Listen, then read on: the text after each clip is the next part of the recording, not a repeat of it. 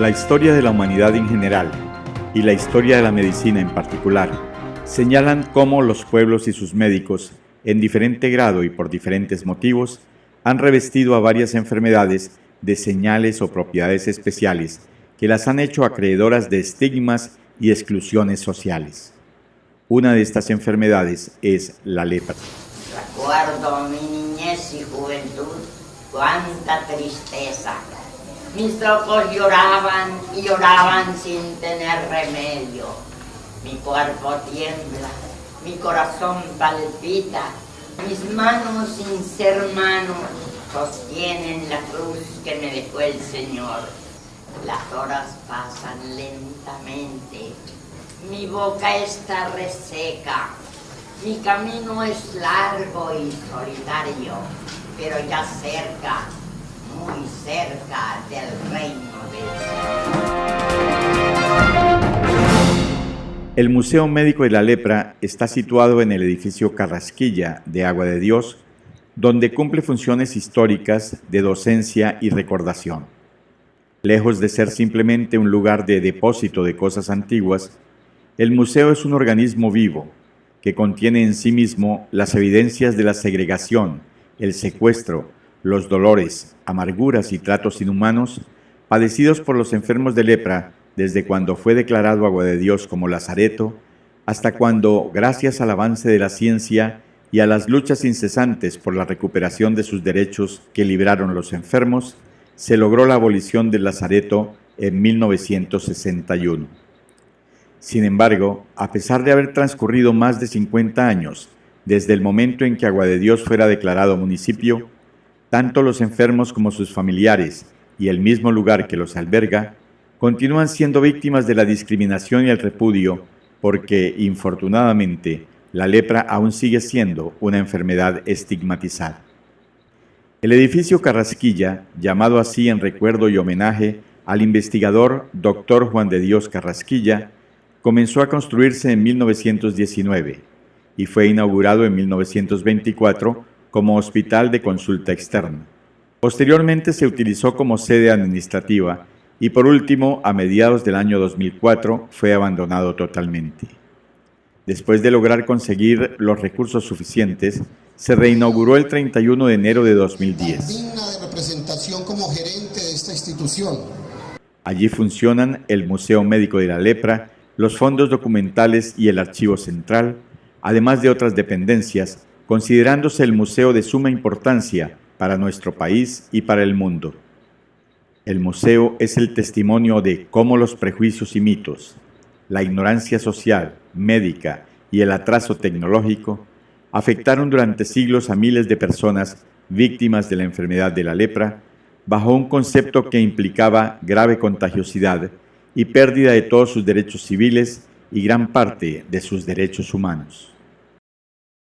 Cuando una persona entraba a Agua de Dios como enfermo de Hansen o lepra, perdía su ciudadanía, su derecho a elegir y a ser elegido, su capacidad de trabajo, su derecho a poseer propiedad alguna, y quedaba a merced del Estado y de los excesos médicos que indudablemente se presentaron en la lucha contra esta enfermedad.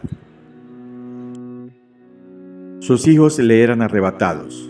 Su cónyuge, si era sano de lepra, solo en pocas ocasiones podía acompañarlo. Muchas veces sus casas y propiedades eran quemadas en un intento ignorante de acabar con la enfermedad. Pasaba a poseer otra ciudadanía, otra identidad, la que lo identificaba como paciente de lepra.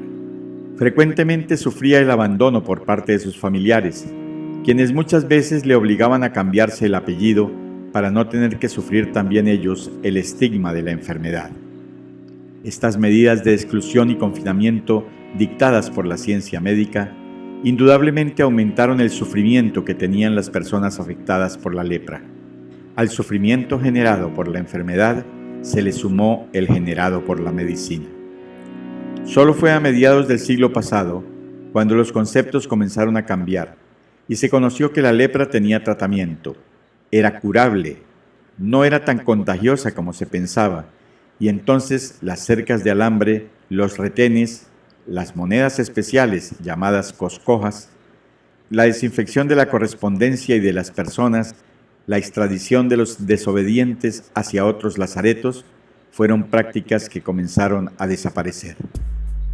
Además, otras acciones humanas contribuyeron a paliar el sufrimiento, como las medidas humanitarias defendidas y practicadas por muchos médicos, y la asistencia y ayuda brindadas por las comunidades religiosas que se asentaron en Agua de Dios, como fueron los sacerdotes salesianos y las Hermanas de la Presentación, y la que se fundó en el pueblo por iniciativa del sacerdote salesiano Luis Variara, el Instituto de las Hijas de los Sagrados Corazones de Jesús y María. El Museo Médico de la Lepra rinde testimonio a esta historia. En él encontramos los 4 momentos que vivieron los habitantes del antiguo Lazareto de Agua de Dios: el secuestro de las personas para ser trasladadas por la fuerza a estos sitios especiales, la pérdida de los derechos civiles, la implantación de sistemas de experimentación quirúrgica y medicina de prueba y error, y el subsiguiente desmembramiento familiar. La misión del museo es mostrar las etapas o períodos de la historia de la lepra en Colombia de forma crítica y constructiva, con el propósito de que este ejercicio intelectual irrigue el pensamiento médico, histórico y antropológico en la consideración de esta y otras enfermedades, recupere el valor terapéutico de la libertad y señale el valor nocivo de la exclusión, el secuestro y el estigma para la salud de las personas. La visita al Museo Médico de la Lepra en Agua de Dios permite a los interesados reflexionar sobre el sufrimiento y la exclusión que pueden generar los estigmas y una medicina dominada por el cientificismo, centrada en la enfermedad y no en el enfermo. El museo es un lugar de referencia para quienes deseen conocer la historia de la lepra en Colombia. Al recorrer el Museo Médico de la Lepra, el interesado puede también distinguir los 5 grandes períodos en que se divide en Colombia la historia de esta enfermedad. Primero, desde su ingreso al Nuevo Reino de Granada en el siglo XVI hasta 1873, cuando Hansen descubrió el papel del bacilo. Segundo, desde ese año hasta 1961, cuando las personas enfermas de lepra recuperaron sus derechos civiles. Tercero, desde 1961 hasta 1986, año en que se introdujo en Colombia el tratamiento triconjugado en el manejo de la lepra. Cuarto, desde 1986 hasta 1997, cuando, por razones epidemiológicas, menos de un caso por 10.000 habitantes, se consideró a la lepra como un problema de salud pública superado.